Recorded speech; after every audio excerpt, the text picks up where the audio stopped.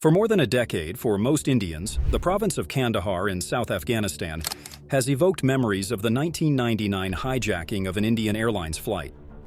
Now, Kandahar is making a concerted effort to erase those impressions and revive an older, gentler memory of the region by bringing to India its famous ruby-red Kandahari pomegranate.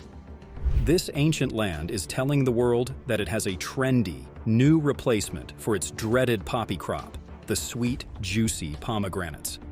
How are they even managing to produce those fresh pomegranates? So here, in this video, we are going to show you Afghanistan, the biggest pomegranate exporter and the best producer in the world. So before we dive into the video, hit subscribe for a front row so that you won't miss out on our interesting contents and be a part of our community. Afghanistan, the cradle of world pomegranate production, has more varieties of pomegranate trees than anywhere else in the world. Since the 1970s, political turmoil and wars have ravaged the country, and this has had a serious effect on exporting the fruit to its biggest markets in Pakistan and India.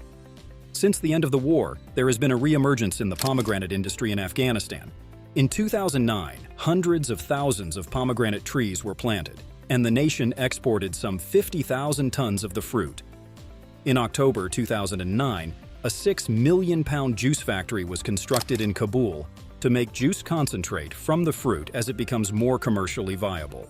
The increasing demand on the world market has seen local market prices rise from 34 pennies a kilogram to £1 a kilogram since 2009.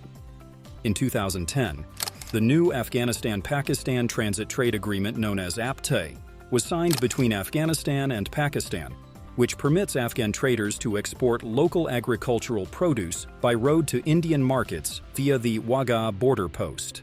The main production area of pomegranates is in the Kandahar province, where 806 hectares of land are under pomegranate cultivation.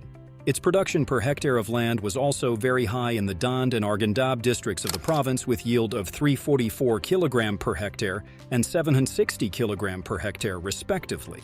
The variety of pomegranate grown in Kandahar is known as the jumbo, ruby-red Kandahari variety, while the seedless variety is known as badana, which is good for eating or converting into juices.